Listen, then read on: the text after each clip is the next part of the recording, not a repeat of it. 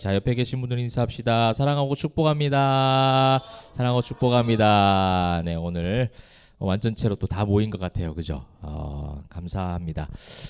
이제 지난주 말씀 퀴즈를 해야겠죠? 지난주 말씀의 제목은 제목은 자, 1명, 2명, 셋, 넷, 5명. 자, 시작. 네, 충충충 맞았어요. 충동과 충격 그리고 충만이라고 우리 말씀의 제목으로 함께 했습니다. 자, 지난주 본문에서 부활과 연결되는 단어가 있었죠. 네, 지난주 몇 절에 어느 단어죠? 네, 잠깐만요가 뭐야? 아니, 자, 인수. 네, 오케이. 네, 맞아요. 20절이었죠. 20절에 나오는 일어나라는 단어죠. 일어나. 그죠? 20절에 우리 아니스테미 해가지고 일어나라는 단어가 이제 아나스타시스 그 부활과 연결되는 단어였다라는 걸 했습니다. 그래서 바울이 돌에 맞아 죽은 것처럼 보였지만 하나님의 은혜로 일어나는 그런 경험들, 예수님 십자가와 부활을 상징하는 경험들을 해보았던 거죠. 자, 그러면 마지막으로 바울이 제자들과 함께 오래 있었죠. 마지막에 오래 있었던 지역은 정답. 네, 수리아 안디옥이었죠. 지난주에 BCD 안디옥이냐, 은민이는 광야라고 했어요. 광야. 네, 광야도 하나만 주세요. 광야. 네, 네, 네, 사실은 완전히 완벽하게 틀렸지만 그래도 자신감 있게 외친 것, 이거는 이제 받을만 하죠. 그래서 네. 그래도 또 무분별하게 외치는 거는 제가 분별할 수가 있어요. 네, 무분별하게 막 외치고 던지는 것은 분별할 수가 있습니다. 자, 서로에게 박수. 잘했습니다. 좀 퀴즈를 많이 안 했지만 제가 이제 중간중간에 말씀 함께 나누면서 거기서도 계속 이제 할 거예요. 그러니까 여러분들 거기서 달란트 많이 모으시면 좋겠습니다. 자, 오늘 말씀의 제목 좀 특이하죠? 뭐라고 돼 있어요? 오직 예수 2명 주세요. 네, 잘했어요. 네, 오직 예수 더하기 물음표. 자, 이게 무슨 의미일까라는 것을 이제 오늘 말씀을 통해서 한번 살펴보겠습니다. 자, 작년에 우리가 이제 매일의 묵상 삶의 변화 매일 하면서 말씀을 함께 쭉 같이 살펴보았어요. 거기에서 수많은 키워드들이 나왔죠. 예, 뭐 어떤 게 있죠? 구속사적 관점. 잘했어요. 여기도 주세요. 네, 또 뭐 있죠? 신앙인. 신앙인. 그죠? 또 제가요. 네. 종교인. 맞아요. 종교인. 그만하시고. 네. 어떠하면 뭐예요 또. 네. 자꾸 중각을 얘기해요. 지금 이제 신앙인 나왔고 그 다음에 종교인 나왔어요. 이게 아마 우리가 이제 성경을 보면서 또 교회를 새롭게 우리가 시작하는 가운데 하나님께서 우리 교회에게 또 뭐 개인적으로 저에게도 마찬가지지만 모두에게 주신 아주 중요한 메시지였던 것 같아요. 우리가 교회를 세우는데 또 다른 종교 단체를 만들 것이냐, 아니면 진짜 신앙인들이 모인 예수를 믿는 교회를 만들어 갈 것이냐, 거기에 대한 부분들을 우리가 묵상했다면 이 오늘 사도행전 15장 어떻게 보면 사도행전 전체적으로 흐르는 기초가 바로 그런 메시지가 아닐까. 진짜 신앙인이 뭐냐. 그러니까 성령을 경험한 성도들, 예수님과 함께 있었던 제자들이었지만 십자가 앞에서 도망갔던 그들, 근데 부활을 다 경험했지만 여전히 그냥 고기 잡으러 가던 그런 제자들, 그 제자들 가운데 예수님이 승천하시면서 너희가 예루살렘에서 기도하며 기다려라. 그 기다렸을 때 그들이 성령이 임했고, 그 성령이 임했다라는 것은 과연 무엇을 의미할까? 어떠한 변화를 이야기하는 것인가에 대해서 교회와 성도들의 온전한 모습이 어떤 것인가를 사도행전에서 계속해서 가르쳐 주시는데, 거기에 대한 정점을 찍는 부분이 오늘 바로 15장이라는 거예요. 사도행전이 전체 몇 장까지 있죠? 저기 28장 주세요. 잘했어요. 28장까지 있죠. 28장까지인데 15장이 거의 약간 중간 지점이에요. 그죠? 그리고 이제 지난 본문 14장까지가 바울의 몇 차 전도 여행? 잘했어요. 주세요. 네. 잘하셨어요. 굉장히 공격적이에요. 하나님의 복을 받기 위해서 공격적인 성도들, 그죠? 1차 전도 여행이 끝나자마자 지금 이제 15장에 어떠한 메시지가 또 있는지 이 사도행전 전체적인 어떤 흐름 가운데 위치하는 이 15장이 매우 중요한 우리에게 교훈을 준다는 거예요. 그러니까 아까 말했던 진짜 종교인이냐 이제 종교인이냐 진짜 신앙인이냐 이 두 가지를 가지고 15장에서 어떤 일이 있었느냐면 예루살렘에서 회의가 열립니다. 그렇죠? 이제 공회의가 열리는데 그 속에서 바울과 바나바를 통하여 하나님께 주신 메시지가 무엇인지, 그래서 우리가 작년에도 하나님께서 많은 이런 귀한 메시지를 주셨는데 이것을 조금 더 오늘 주일 가운데 확고히 또 확실하게 더 다져지는 그런 예배 시간, 말씀의 시간 되기를 소망합니다.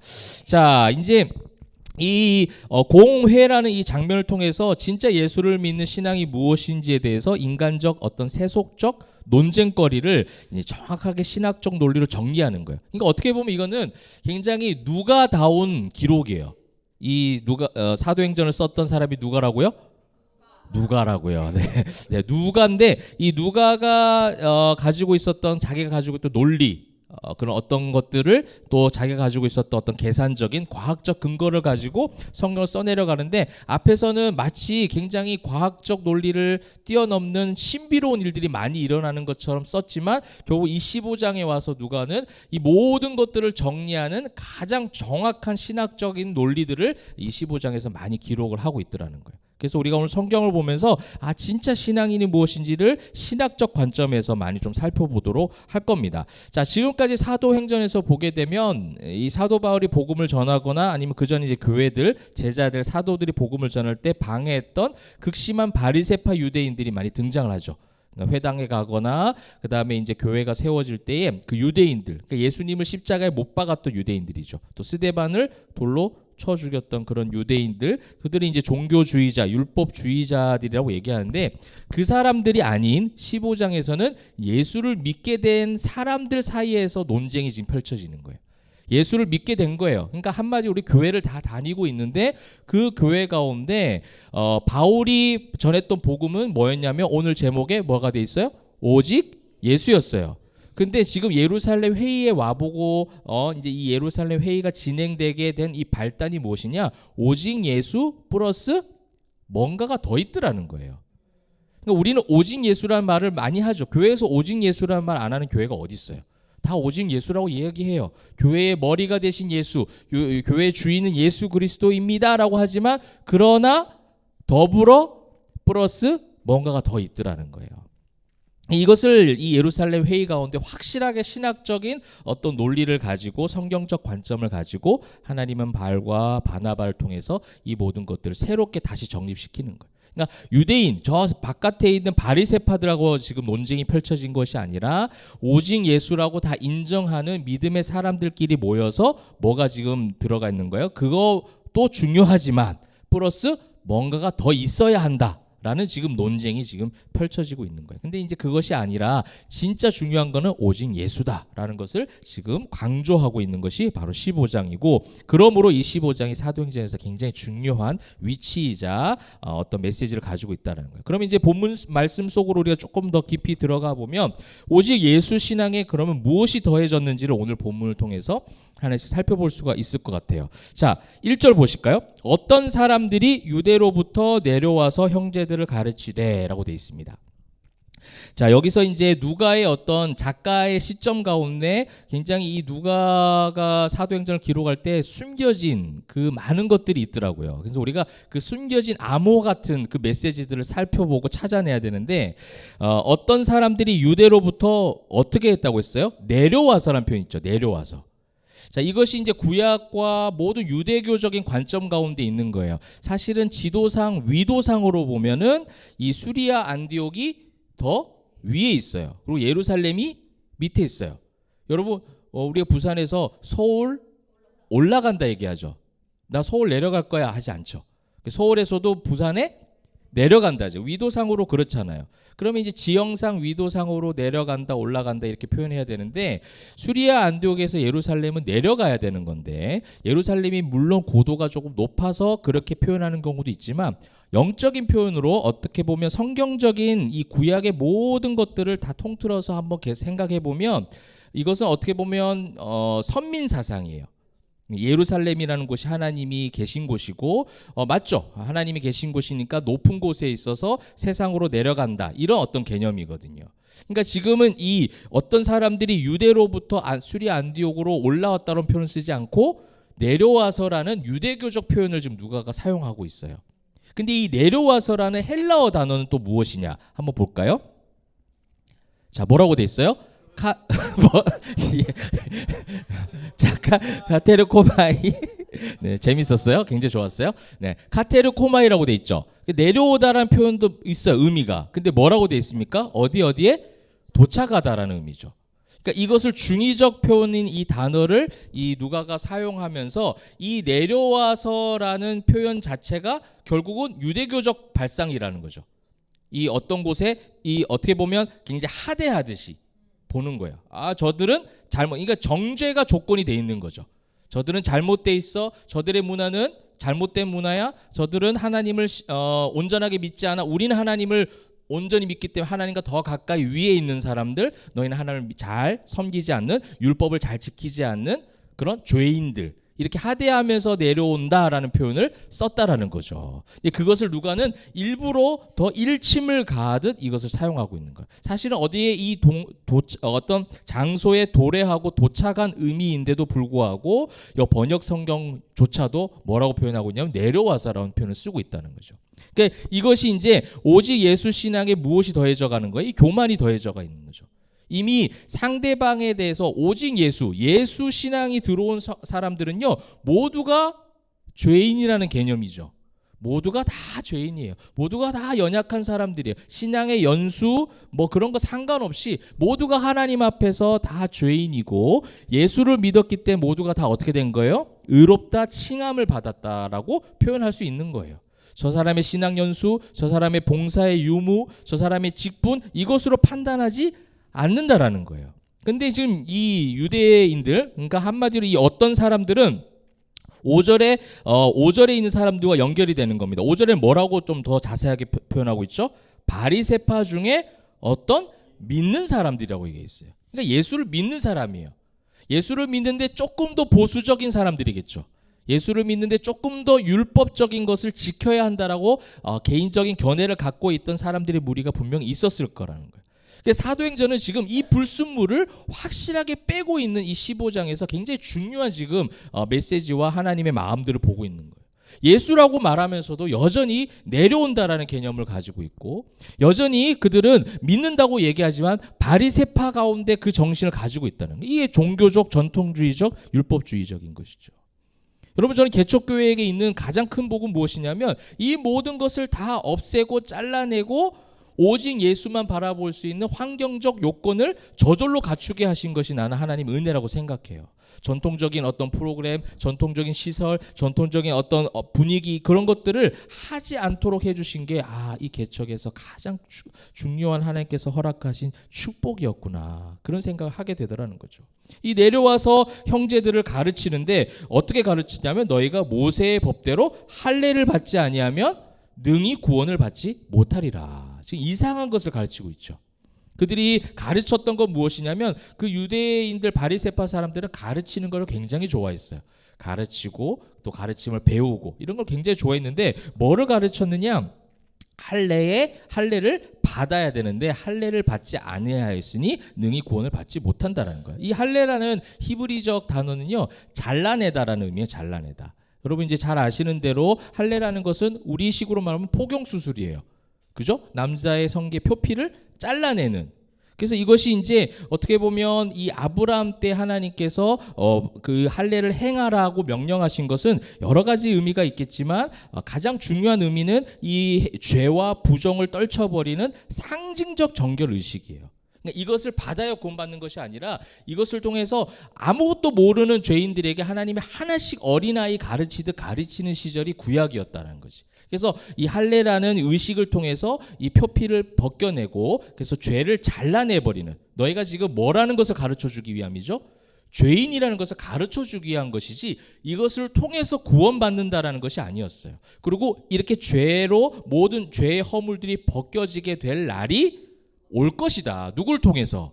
오직 예수를 통해서 행해질 것이다라는 것을 그 약속하는 언약적 표시일 뿐이지 그것을 통해서 구원받는 것은 아니었다라는 거예요. 그러니까 최소한의 하나님과의 그 관계를 이어가기 위한 최소한의 법칙이었어요. 근데 이것을 인간이 어떻게 만든 거예요? 인간의 관습으로 만들어 버렸다는 거예요. 종교적 관습으로 만든 거예요. 그 관습으로 만들었다는 증거가 너희가 모세의 법대로 돼 있죠. 법대로. 이 법대로라는 것이 바로 모세의 이 관습이라는 거예요. 여러분 이제 5절에 보게 되면 뭐라고 돼 있어요? 또 비슷하게 나와 있죠. 연결되죠. 이방인에게 할례를 행하고 모세의 율법을 지키라. 이 율법은 이 법이 맞아요. 규칙이에요. 근데 여기 1절에 나와 있는 법대로라는 이 법이라는 단어는 무엇이냐면 인간적 관습을 이야기해요. 지금 그래서 이 1절 가운데 누가는 굉장히 숨겨진 복선을 나타내는 거죠. 너희가 지금 유대인의 어떤 선민 사상을 가지고 교만함을 가지고 내려온다라고 얘기하고 할례를 받아야 구원을 받는데 너희가 할례를 받지 않았기 때문에 구원을 못 받아라고 가르치는 이 모든 것들이 뭐의 근간으로 인해서 이루어지고 있다? 모세의 법인데 그것이 진짜 모세의 법, 율법이 아니라 인간적 관습이었다라는 거예요. 교회 가운데 오직 예수 플러스로 계속 들어올 수 있는 유혹과 사단이 계속해서 넣어주는 것이 뭐냐면 인간적 관습이 너무 많이 있다라는 거예요. 신앙적 전통이 아니에요. 그걸 전통이라고 얘기하는 경우가 있어요. 그건 신앙적 전통이 아니에요. 신앙적 전통은요 성경이어야 돼요. 그죠? 말씀이어야지 그것을 우리는 신앙적 전통이라고 얘기해요. 근데 우리는 전통교회, 신앙적 전통하면 갑자기 거부감이 들잖아요. 근데 전통이라는 말은 나쁜 말이 아니거든. 사실은 나쁜 말은 뭐냐면 인간적 관습이 잘못된 거죠. 관습. 관념적인 신앙. 이것이 잘못됐다는 거예요. 여러분 할례가 정말 할례로 인해서 할례가 구원의 어떤 효력을 발생할 수 있을 만큼 가장 중요한 것이 아니다라는 것은 창세기에서 이미 가르쳐 줬어요. 창세기 34장 보면 레위와 시몬, 그죠? 야곱의 두 아들이 할례를 빙자해서 범죄를 일으키잖아요. 자기 여동생이 어디 가서 범죄를 당하고 오니까 그 지역에 가서 그러면 우리 여동생을 너희에게 줄 테니 너희가 대신 우리와 같이 할례를 받아야 된다. 근데 진짜 하나님의 같은 백성이 돼야 된다는 의미가 아니라 할례를 받아서 우리 남자들 포경 수술 경험해 보셨나요? 저는 감사하게도 태어나자마자 해주셔가지고요. 그 뒤에 고통을 못 느꼈는데 그것을 한 경우에 잘 못 움직이죠. 그러니까 뭐 사실은 굉장히 힘들어요. 굉장히 힘든데 그것을 시켜놓고 그들이 다 이렇게 하고 끙끙 앓고 있을 때 쳐들어가서 그들을 다 사육시켜 버렸다는 거예요. 그러니까 할례를 이용해서 범죄가 일어난 거예요. 성경적인 어떤 의미가 있는 거죠. 할례를 통해서 구원받으면 할례는 무조건 선한 것으로 사용이 돼야 되는데 인간은요 그 할례를 관습화시켰기 때문에 그 할례를 이용해서 자신들의 욕심과 자신들의 어떤 필요를 채워갔던 그런 걸로 사용했던 그 어떤 창세기 역사처럼 지금 이들이 똑같이 하고 있더라는 거예요. 모세의 법대로, 모세의 율법대로, 우리는 하나님의 말씀의 전통대로라고 이야기하고 있지만 그건 진짜 하나님의 말씀이 아니라 하나님보다 앞서고 있는 거죠. 여러분 거기에 중요한 단서가 지금 뭐예요? 법대로, 율법대로, 누구의 법대로, 누구의 율법대로라고 지금 가르치고 있어요. 모세라고 하잖아요. 뭐라고 표현해야 돼요? 하나님의 율법대로, 하나님의 법대로라는 표현을 써야 되는데 지금 모세의 법대로, 모세의 율법대로라는 표현을 쓴 이유가 바로 그거라는 거예요. 너희는 지금 모세가 더 높은 거예요, 하나님보다. 그래서 나중에 히브리서 성경 보면요, 모세보다 천사보다 그 어떤 것보다 높으신 예수 그리스도, 그것을 고백하는 것이 히브리서 말씀에도 많이 나오고 있잖아요. 근데 우리 인간적 관습, 율법, 종교주의 이런 것들이 자꾸 교회 안에 신앙인의 어떤 마음 가운데 들어오다 보니 뭐가 앞서는 거예요? 하나님보다는 모세, 인간이 만들어 놓은 관습, 인간이 만들어 놓은 그냥 규칙, 그 규칙에는 흠이 많은데도 불구하고 그 규칙을 자기들 마음대로 막 정해버리는 것이죠. 오늘 차 타고 오면서도 우리 청년 한 명이 그런 얘기하는 거예요. 학교에서 그런 잘못된 규칙들이 막 정해지더라는 거예요. 왜 그래요? 인간이 자기 욕심 때문에 그 규칙을 만들어가니까 그건 규칙이 아니라 관습이 돼버리는 거예요. 그리고 그 관습은 결국 누군가에게 피해를 줄 수밖에 없어요. 그것이 세상에서도 일어날 수 있는 일인데 교회 안에도 이것들이 자꾸 들어오다 보니 이것이 지금 문제가 되고 있다라는 거예요. 여러분, 관습에서 이제 법이 되어 버렸어요. 그러면서 이제 5절에서는 더욱더 강력하게 말하고 있는데 뭐라고 한 얘기냐면 모세의 율법을 지키라 명하는 것이 뭐하다? 마땅하다, 이렇게 얘기하는 거예요. 여러분, 이 마땅하다라는 단어 한번 볼까요? 마땅하다라는 단어. 마땅하다라는 단어는요, 데이라는 단어예요. 데이. 근데 뭐라고 지금 해석이 돼요? 반드시 뭐뭐 해야 한다라는 거예요. 여러분, 이것이 이제 잘못 숨겨져 있는 이 단어 속에 또 하나님께서 가르쳐 주시는 유대인들이 빠져 있는 함정이라는 거예요. 반드시 해야 되는데, 근데 이 반드시 해야 된다는 이 데이라는 단어에는요, 뭐 어떤 헬라적 의미가 있냐면 딱히 규정되지 않은 어떤 것의 강제를 의미한대요. 강제. 신기하죠, 이 의미가. 지금 누가는 계속 이 단어적인 부분에서 문맥적인 흐름 가운데 이것을 계속 숨겨놓는 거예요. 그들이 지금 빠져있는 함정, 그들이 빠져있는 종교적 율법적 함정이 무엇인가에 대해서 계속 이 본문의 어떤 단어와 말씀을 통해서 좀 가르쳐주고 있는 거죠. 마땅하다라는 단어가 그냥 법을 지켜야 된다는 정도가 아니라 이 단어에는 반드시 해야 한다라고 말하는데 어떤 정말 성경적 규정과 규칙이 아니라 자기들이 마음대로 강제적인 의미를 가지고 지금 요구하고 있는 그런 모습이다라는 것을 이 데이라는 단어, 마땅하다는 단어를 통해서 가르쳐 주는 거죠. 여러분, 우리 삶 속에서도 그렇잖아요. 법이 아닌데 우리 자녀들한테도 그런 얘기 막 하잖아요. 오늘 10시에 무조건 자야 돼. 그죠?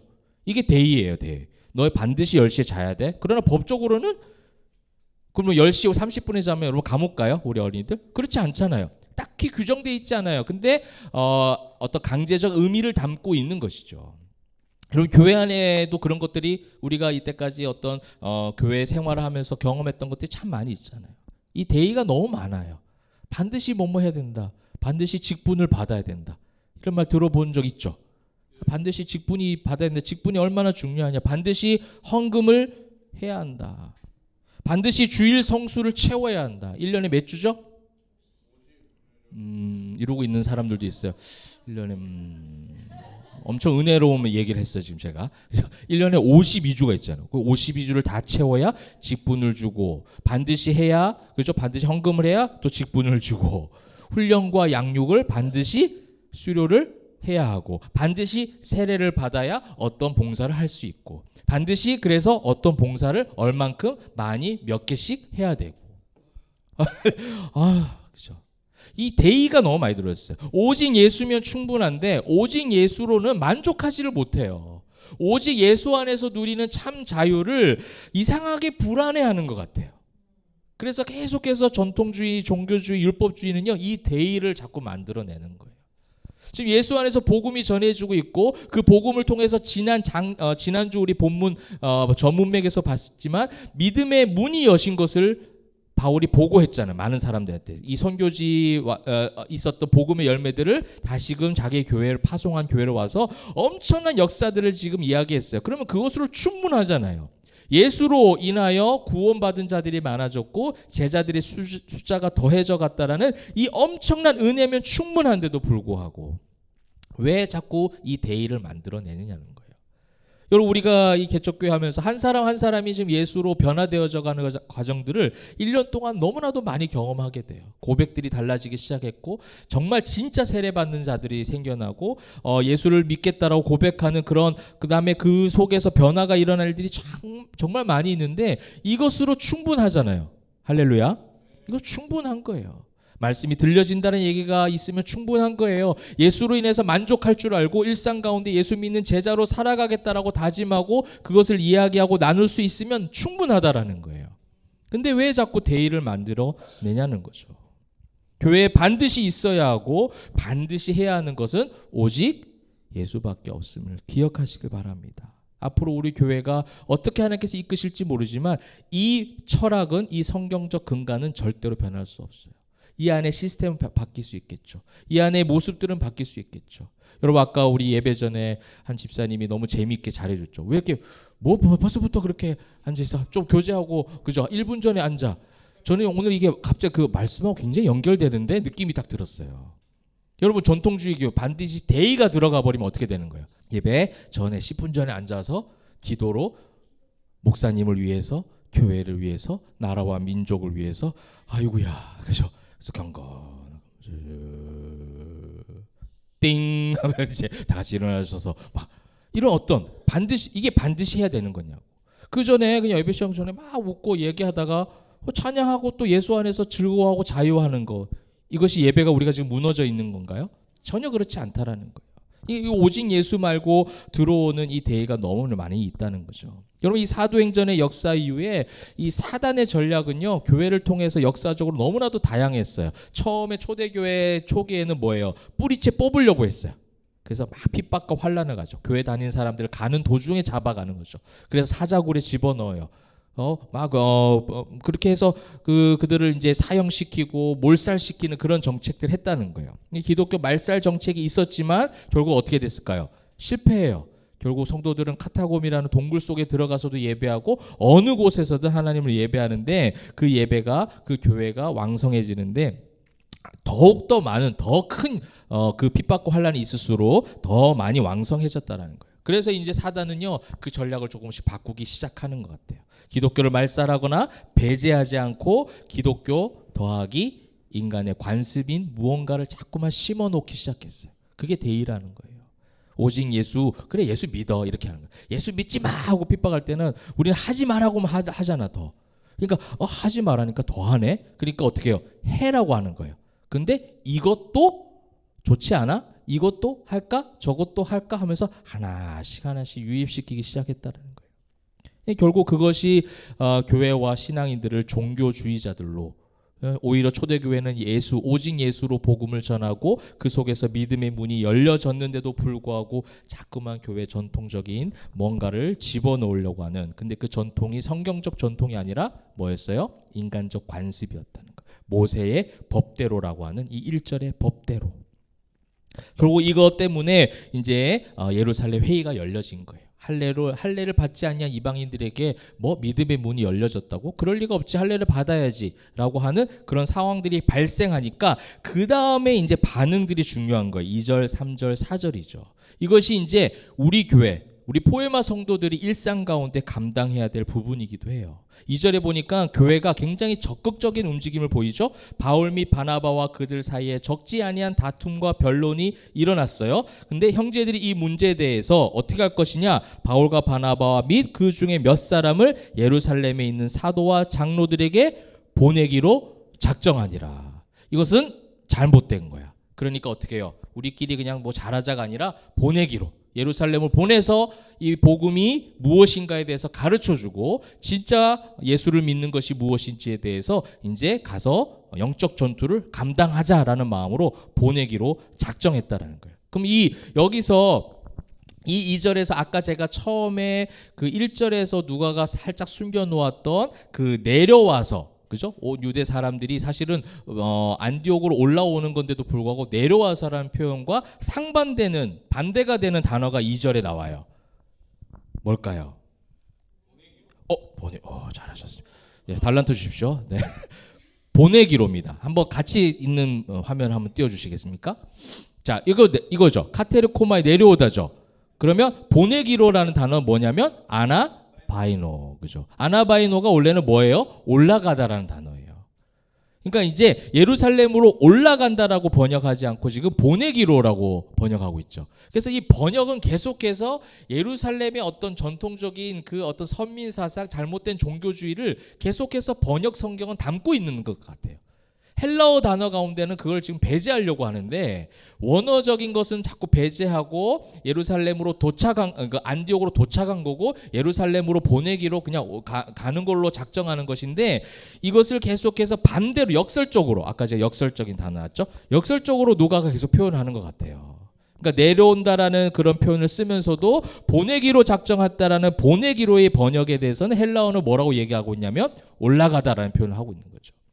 그래서 이 어떻게 보면 이 어떤 그 종교주의 선민 사상에 갇혀 있는 그들을 통해서 그들에게 이 안디옥 교회와 사람들이 보내기로 작정해서 확실하게 그쪽으로 올라가 그것을 영적 전투를 감당하겠다라는 어떤 의지적인 표현들이 여기서 지금 등장하고 있는 거예요. 여러분, 그래서 우리는 포에마 교회가 이 안디옥 교회와 같은 복음의 군살이 되어져서 영적 전투를 감당해야 되는데, 이 영적 전투가 어디서 감당되어지느냐? 바로 여러분들의 일상 가운데. 그래서 오늘 이 교회의 이 주일 예배는 뭐냐면 여러분들 일상 가운데 보내기로 작정하는 날이에요. 그러니까 여러분들이 가야 돼요. 세상 가운데 올라간다라는 마음으로 가야 된다는 거예요. 세상 가운데 우리가 내려간다, 우리가 위에 있어, 우리 교회가 전통적이야, 내가 신앙이 높아가 아니라 그 세상은 그렇게 악하고 연약하고 하기 때문에 우리가 그냥 내려다보는 것이 아니라 그 속으로 올라가서 그들에게 나아가겠다라는 의지적인 모습들이 교회 주일 예배 가운데 가득해야 된다라는 거예요. 보내기로 작정하는 날이 이 주일이에요. 주일. 근데 우리는 자꾸만 뭐예요? 내려와서의 개념으로 이 교회와 신앙의 어떤 개념을 가지고 있으니 계속해서 교회 중심적으로 갈 수밖에 없는 거예요. 그래서 교회 중심적으로 교회 주변에 살아야 한다. 교회 주변에 뭘 해야 된다. 계속 교회의 어떤 그 위치적, 그다음에 건물, 그 어떤 시설, 이런 걸 중심으로 해서 그것이 마치 신앙 중심인 것처럼 생각을 하는데, 이 내려와서와 보내기로 작정했다는 이 보내기로의 이 두 가지 단어, 카테르코마이와 아나바이노, 이 두 단어를 비교해서 계속해서 이 세상으로 나아가서 영적 전투를 감당하라는 거죠. 피하지 말고 진짜 복음이 무엇인지를 가르쳐 주라는 겁니다.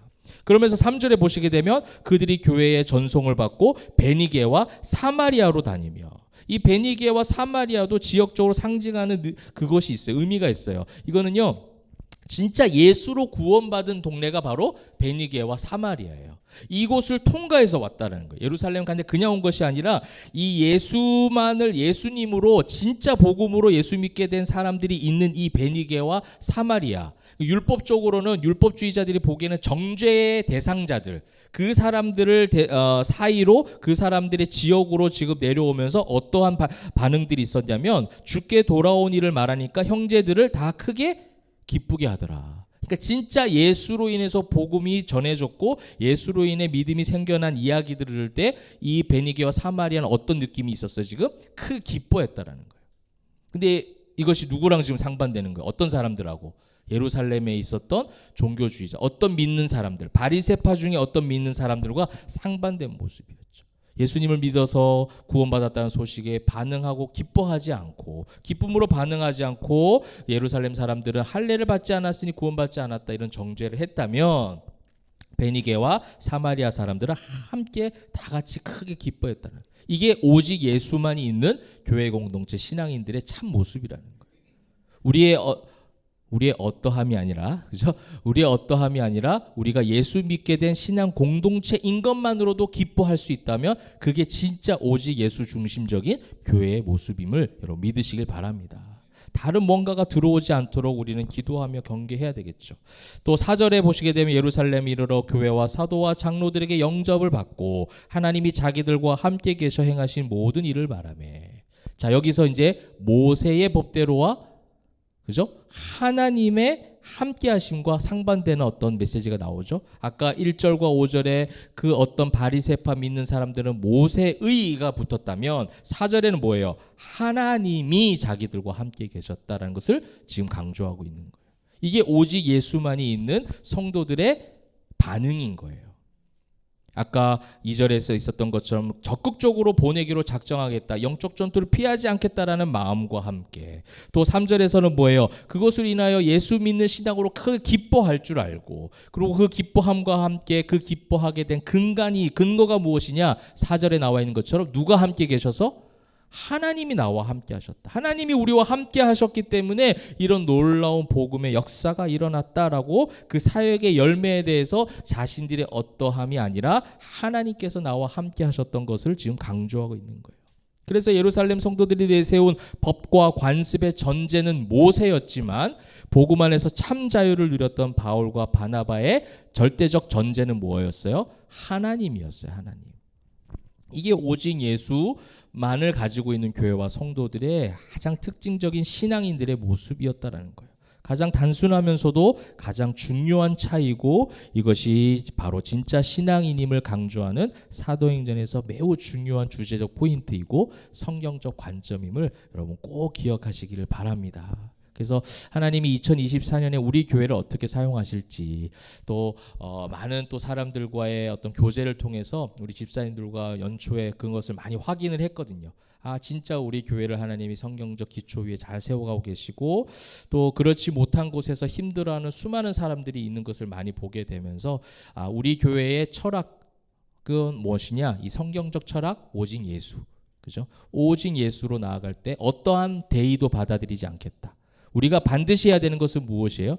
우리가 대의라는 것은 규정되어 있지 않은 법이 제정되어 있지 않은 강제적 의미라고 하잖아요. 신앙은 강제적 의미가 없어요. 신앙은 자유하는 거예요. 예수를 믿었으면 자유하면서 예배하는 거예요. 예수를 믿었으면 저절로 내 속에서 디나미스의 능력이 발생이 되어져서 세상 가운데 넉넉히 승리할 수 있는 힘이 발휘가 되어지는 것이지 발휘를 해야 한다가 아니에요. 그러니까 발휘가 되어지는 예수로 말미암아 그 승리의 열매들을 경험하는 그것을 통해서 하나님을 찬양하고 그래서 여러분들의 삶 가운데 또 우리 교회 공동체 여러분 가정 가운데 이 오직 예수의 은혜만이 충만하시기를 주님의 이름으로 축원합니다. 아멘. 말씀의 결론을 맺도록 하겠습니다. 제가 이제 부교육자 시절을 보내다가 이제 교회를 개척하고 담임 목사가 되고 나서 참 많은 복을 누리고 있다라는 생각을 많이 하게 돼요. 그 복들이 너무 많아요. 지금 그거 다 설명하려면 또 1시간 걸리는데 그래서 그 많은 것 중에 오늘 말씀과 좀 연결을 해보면 고백하고 싶은 것이 뭐냐면 저에게도 모세의 법대로 모세의 율법대로 반드시 뭐뭐 해야 된다는 대의가 참 많이 있더라는 거예요. 언제 예수라고 고백 안 했나? 내 예수님을 믿는다는 신앙 고백을 늘 해왔는데 오직 복음밖에 없어. 복음이면 충분해요. 예수면 충분하다라는 신앙 고백을 안 하지 않았어요. 설교 때도 얼마나 수없이 많이 했는데 그래서 그 신앙 고백이 확고하다라고 자신했지만 개척이라는 현장에 와서 담임 목사가 되어져서 교회에 대해서 조금 더 깊이 있게 묵상하고 또 매일 묵상을 통해서 말씀을 주셨던 그 하나님께서 주신 깨달음이 무엇이었냐? 바로 이 오늘 사도행전 말씀이었어요. 모세의 법대로 모세의 율법대로가 아니라 하나님의 함께하심 이거면 충분하다라는 거예요. 교회가 너무 불순물이 많았구나. 내 사역에 오직 예수 더하기 이 물음표 뭔지도 모르겠는 거예요. 이제 제목의 의미를 아시겠어요? 뭔지도 모르는 뭔가를 너무 많이 더해져서 이것이 마치 교회인 것처럼 그렇게 만들어버렸던 나의 개인적인 모습들도 있었고 내가 자라왔던 교회들의 모습 속에서도 그것이 많이 발견되어졌고 그래서 그 모든 것들이 하나씩 사라지고 오직 예수의 신앙이 견고해질 때에 아 진짜 교회는 사도행전적 교회가 되는구나. 저는 사도행전적 교회도요 그냥 뭐 교제 잘하고 말씀 많이 배우고 기도 잘하고 막 이런 게 사도행전적 초대 교회인 것으로 또 오해했었던 것도 있어요. 근데 사도행전적 교회는 뭘 했냐 안 했냐의 문제가 아니에요. 그 속에 무엇만 있었느냐, 뭐만 그 속에 그들의 마음속에 가득 차 있었냐, 무엇으로 충만해져 있었느냐. 제자들도 예전에 사도행전 이전에 그들의 마음속엔 예수로 충만하지 않았어요. 예수님이 바로 내 옆에 있었는데도 불구하고 예수로 충분하지 않았고 충만하지 않았고 그들의 마음속에는 계속 정치적 군사적 욕심들이 계속 있었어요. 좀 더 나은 나의 삶의 모습, 좀 더 높은 자리, 계속 그 오직 예수 플러스 예수면 그것이 더해질 거야. 그럼 이것을 우리는 기복이라고 얘기하잖아요. 근데 사도행전적 교회로 사도행전의 역사로 이제 딱 들어와서 보니까 교회와 성도들의 모습들 가운데는 이제 그런 모든 불순물들이 사라지기 시작했어요. 그래서 바울과 요한이 성전 미문에 앉은 안전뱅이 때 어떻게 고백해요? 내 안에 은과 금은 없지만 내 안에 있는 나사렛 예수 그리스도의 이름으로 일어나 걸으라. 내 가운데 은과 금이 없고 아무것도 없어도 내 속에 있는 오직 예수로 모든 것이 가능하고 모든 것이 충분하고 그 능력 주시는 자 안에서 내가 모든 것을 할 수 있다. 이 고백으로 바뀌어졌다라는 것이 바로 이 사도행전에서의 가장 중요한 메시지인 것 같아요. 그 성경에서 가르쳐주신 이 교훈대로 우리 포에마 교회가 2024년에도 오직 예수로만 승리하는 그래서 우리 교회의 존재 이유가 되고 내 삶의 모든 이유가 되어지는 그 진짜 오직 예수로 승리하는 우리 교회와 가정, 성도님들의 삶이 되시기를 주님의 이름으로 축원합니다. 아멘.